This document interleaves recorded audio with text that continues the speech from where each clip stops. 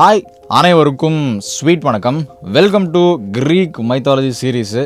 இன்றைக்கி தீசஸ் அப்படின்னு சொல்லப்படுற ஒரு சூப்பர் ஹீரோவை பற்றி தான் வந்து பார்க்க போகிறோம்.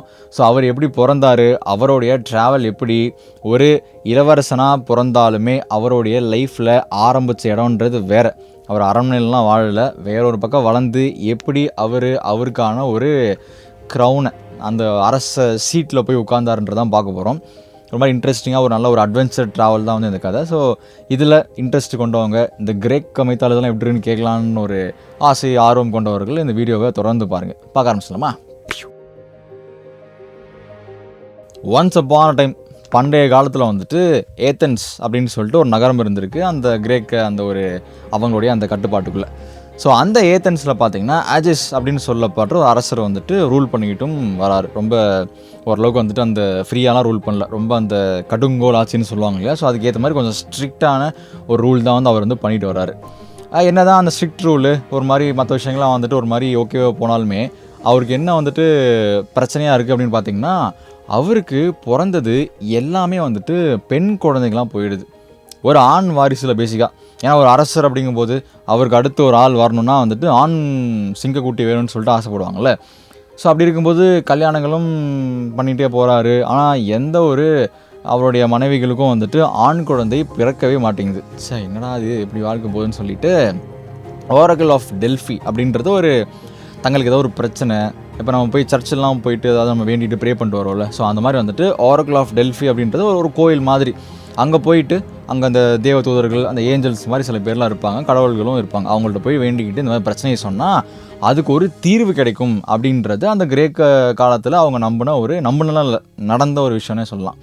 ஸோ அப்படி இப்போ அந்த அஜிஸ் போயிட்டு அந்த கோயிலில் வந்து இந்த மாதிரி என்ன பண்ணுறதுன்னு தெரியலையப்பா, எனக்கு ஒரு ஆண் சிங்கக்குட்டி ஒரு வாரிசு வேணும் அப்படின்னு கேட்கும்போது அதுக்கு அங்கே வந்த ஒரு தேவதை அவங்க என்ன சொல்கிறாங்கன்னா ஒன்று சொல்கிறாங்க, அது இவருக்கு புரியவே மாட்டேங்குது. என்னது இது, லைக் அந்த ரொம்ப படித்தவங்க அல்லது ரொம்ப இந்த மாதிரி ஆனவங்களாம் வந்து ஒரு மாதிரி சொல்லுவாங்கள்ல, அந்த காலத்தில் அந்த ஏக்காலத்தில் அந்த சொன்னோன்னே இவர் ஒன்றுமே புரியல. இது என்னது, இது என்ன நான் டீகோட் பண்ணுறது, யார்கிட்ட போய் நான் டீகோட் பண்ணுறதுன்னு சொல்லிட்டு சரி ஒன்றும் புரியலேன்னு சொல்லிட்டு சோகத்திலேயே நடந்து போயிட்டுருக்காரு.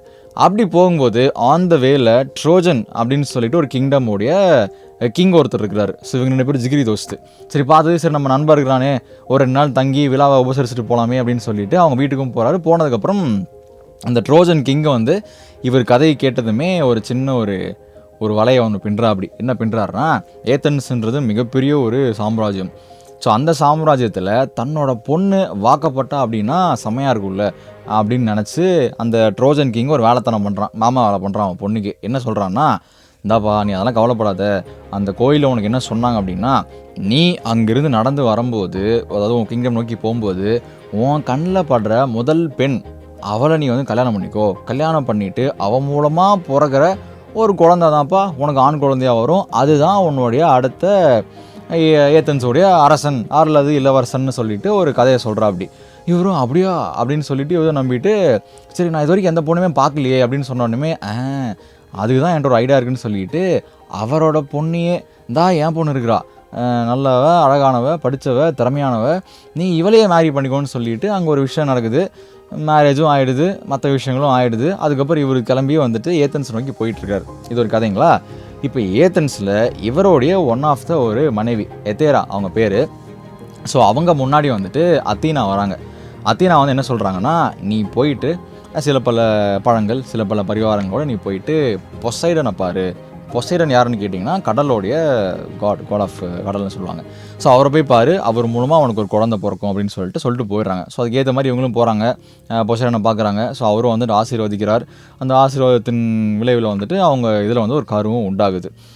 இதை அஜிஸ் கிட்ட சொன்னால் அஜிஸ் செம ஹாப்பி, சூப்பரு அப்படின்னு சொல்லிட்டு அவர் என்ன பண்ணுறாருனா, இருந்தாலும் ஒருவேளை பிறக்க போகிற குழந்தை ஒரு ஆண் குழந்தையாக இருந்துச்சு அப்படின்னா அந்த குழந்தைக்கு இந்த என்னோடய எதிரிகள் நிறைய பேர் இருக்கிறாங்க, அவங்க மூலமாக ஆபத்து வர்றதுக்கான வாய்ப்புகள் அதிகமாக இருக்குது. அதனால் நீ போயிட்டு உங்கள் அப்பா வீட்லேயே நீ வந்துட்டு கொஞ்சம் வருஷத்துக்கு இரு. ஒரு வேளை ஆண் குழந்தை பிறந்துச்சு அப்படின்னா அந்த குழந்தைய நீ அங்கேயே வந்துட்டு வளர்த்துக்கிட்டுரு. அந்த குழந்தைக்கு ஒரு அந்த மெச்சூரிட்டி வரும் இல்லையா, வந்ததுக்கப்புறம் அவனை நீ ஏத்தன்ஸுக்கு கூட்டிகிட்டு வா, நம்ம அவனை வந்துட்டு ராஜா ஆக்கி விட்டுறலாம் அப்படின்னோடனே சரி ஓகேப்பா அப்படின்னு சொல்லிட்டு போகிறாங்க. அதுக்கு ஏற்ற மாதிரி அங்கே ஆண் குழந்தையும் பிறகுது. அந்த குழந்தை பேர் தான் தெசஸ் அப்படின்னு சொல்லிட்டு. ஸோ இப்போது தசஸ் பிறக்கிறாப்புல இந்த ராஜாவும் வந்துட்டு குழந்தை பிறந்ததுக்கப்புறம் என்ன பண்ணுறாருனா ஒரு பெரிய ஒரு பாறாங்கல், அந்த பாறாங்கலுக்கு அடியில் வந்துட்டு ஒரு பூட்ஸு, ஒரு பெரிய ஒரு ஸ்வாடு அதை போட்டு இது பண்ணி வச்சுட்டு தான் ஒய்ஃப் கிட்ட அவன் எப்போ இந்த பாறாங்கலை தூக்கி அந்த ஸ்வாடையும் அந்த கத்தியும் அந்த பூட்ஸையும் போட்டு ஒரு மாதிரி ரெடி ஆகிறானோ அன்னைக்கு நீ வந்துட்டு அவனை ஏத்தன்ஸுக்கு அனுப்பு அப்படின்னு சொன்னால் அவங்களும் சரின்றாங்க. ஸோ அதுக்கப்புறம் காலங்கள் ஓடுது, தீசஸ் வந்து பிறக்கிறா, அப்படி அவருடைய அட்வென்ச்சர்லாம் வந்து ஆரம்பிக்கிறாரு. அவருக்கும் ஹெர்குலஸ்க்கும் நல்ல ஒரு நட்பும் ஏற்படுது. ஃபைனலாக அவருடைய 16வது வயசில் அவர் அந்த பாறையை தூக்கி அந்த பக்கம் போட்டு உள்ளே இருக்கிற அந்த ஸ்வாடையும் தன்னுடைய பூட்ஸையும் போட்டுட்டு டாடி ஐ எம் கம்மிங் அப்படின்னு சொல்லிட்டு அவர் அந்த ஏத்தன்ஸை நோக்கி பயணத்தை வந்துட்டு மேற்கொள்கிறார். அப்படி ஸோ அப்படி போகும்போது நிறையா தடைகள் அதெல்லாம் தாண்டி ஒரு வழியாக வந்துட்டு போய் ஏத்தன்ஸ் போயிடுறாரு. போய் பார்த்தா நம்ம ராஜாவுக்கு அடையாளம்லாம் தெரில. நம்ம ராஜா வந்துட்டு வாங்க வாங்க அப்படின்னு சொல்லி வரவேற்கிறாரு. ஆனால் ரொம்ப ஸ்ட்ரேஞ்சாகவே இருக்குது. ஏன்னா பையன் வந்திருக்கானா ஒரு மாதிரி, அதுவும் இளவரசன் அப்படிங்கும்போது நல்லா டம்முன்னு ஏதாவது பாட்டு கீட்டை போட்டு இப்படி செலிப்ரேட் பண்ணும்ல. ஆனால் ராஜா வந்து ஒரு மாதிரி வாங்க தம்பி அப்படின்னு ஏதோ வந்துட்டு ஒரு மாதிரி ஓவர் கேஷுவலாக வந்துட்டு பேசுகிறாரு. இவர் கூட ஒரு மாதிரி புரியல, என்ன இது நம்ம இவ்வளோ வருஷத்துக்கு அப்புறம் அப்பாவை பார்க்க வந்திருக்கிறோம், இவர் ரொம்ப கேஷுவலாக பிஹேவ் பண்ணுறாருன்னு சொல்லிட்டு ஒரு டவுட்டும் ஓடிட்டு இருக்குது. அதுக்கப்புறம் வாங்க நம்ம ஏதாவது நீங்கள் விருந்தினர் வந்திருக்கிறீங்க இல்லையா, உங்களுக்கு நான் அதாவது சாப்பாடு தரணும்ல அப்படின்னு சொல்லிட்டு அந்த ராஜா என்ன பண்ணுறாரு, ஒரு கிளாஸில் ஒயின் கொடுக்குறாரு. சரி ஓகே நம்ம டாடி தான் ஒயின் கொடுக்குறாருன்னு சொல்லிட்டு அப்படியே குடிக்க போகும்போது கை தூக்கி குடிப்பாங்க இல்லைங்களா, அப்படி அண்ணாந்து குடிப்பாங்கள்ல, குடிக்க போகும்போது இந்த தீசஸோட இடுப்பில் அந்த ஸ்வாடையும் கீழே அந்த போட்டுக்கிற பூட்ஸையும் பார்த்தோன்னே உடனடியாக ஏஜஸ் வந்துட்டு பதறி போய் அந்த ஒயின் டப்பாவை தட்டி விட்றா. அப்படி ஏன் அப்படின்னா அந்த ஒயினில் வந்து விஷம் கலந்துருக்குது. இது எப்படா ஏன்டா விஷம்லாம் கலந்து கொடுத்தாங்க அப்படின்னா, ஏஜிஸ் கூட வந்துட்டு இவ்வளோ காலமாக ஒரு சூனியக்காரி ஒரு பொம்பளை வந்துட்டு கூடயே இருந்திருக்கிறாங்க. ஸோ அந்த சூனியக்காரி லேடி என்ன பண்ணியிருக்கிறாங்கன்னா, ஐயையோ அவங்க தெரிஞ்சிருச்சு, அவங்களுக்கு இந்த ஃப்யூச்சர்லாம் கொஞ்சம் தெரியுன்றதுனால வந்துட்டு இந்த பையன் கிளம்பி வரான், ஒரு வேளை இவன் வந்துட்டு இப்போ இவனும் அவனும் ராஜ் ஆகிட்டாங்க அப்படின்னா வந்துட்டு இந்த ராஜ்யம் நம்ம கையை விட்டு போயிடும்.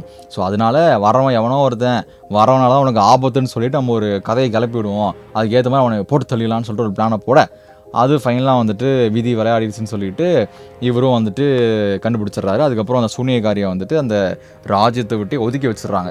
ஸோ அதுக்கப்புறம் தீசஸ் வந்துட்டு அந்த இடத்துக்கே வந்து இளவரசர் அறிவிக்கப்படுறாரு.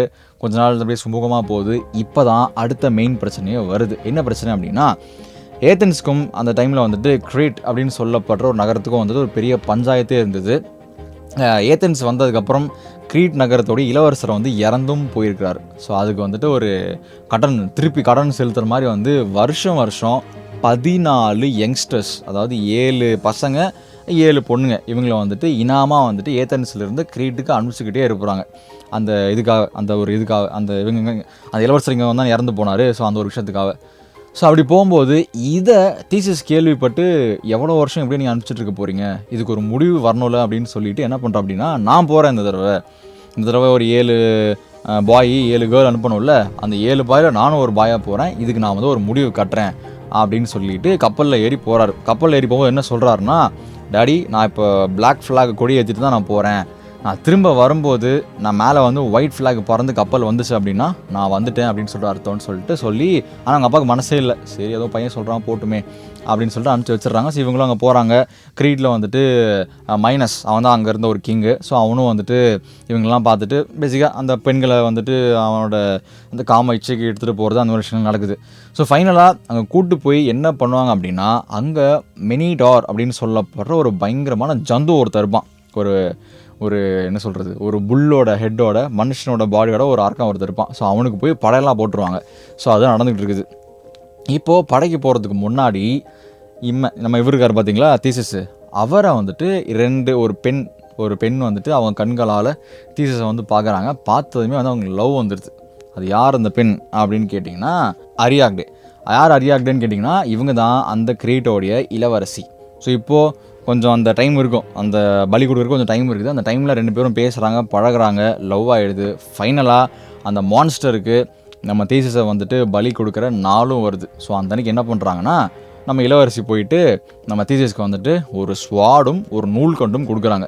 இதை பத்திரமா வச்சுக்கோ, உனக்கு ஹெல்ப் ஆகும் அப்படின்னு சொல்லிட்டு போகிறாங்க. அண்ட் ஃபைனலாக அந்த பலி கொடுக்க போகிறப்ப நம்ம இளவரசர் நம்ம தீசஸ் போய் என்ன பண்ணுறாருன்னா, அந்த ஸ்வாடை வச்சு அந்த மான்ஸ்டரை கொண்டுறாரு. அது மட்டும் இல்லாமல் அந்த ஒரு நூல்கண்டு கொடுத்தாங்க பார்த்தீங்களா, அந்த நூல்கண்டு மூலமாக இளவரசி அரியாக்டே எங்கே இருக்காங்கன்னு சொல்லிட்டு அந்த நூல்கண்டே வழிகாட்டியிருக்கு இப்படி போட்டோன்னே. ஸோ வந்து 2 பேரும் சேர்ந்துடுறாங்க ஜாலியாக. இப்போ அந்த கிரேட்டையை விட்டு 2 பேர் வராங்க. ஆனால் வரும்போது என்ன ஆகுது அப்படின்னா, அரியாக்டே ஆல்ரெடி காட் ஆஃப் வைனுக்கு வந்துட்டு தத்து கொடுக்கப்பட்டவங்க, அதாவது அவங்க தான் இவங்களுடைய ஹஸ்பண்ட் ஆகணும் அப்படின்றத வந்துட்டு டெஸ்டைன்டு பண்ணப்பட்டவங்க. ஸோ அதனால பாதியிலேயே தன்னுடைய காதலியை வந்துட்டு இறக்கி விட்டு வந்துடுறாரு.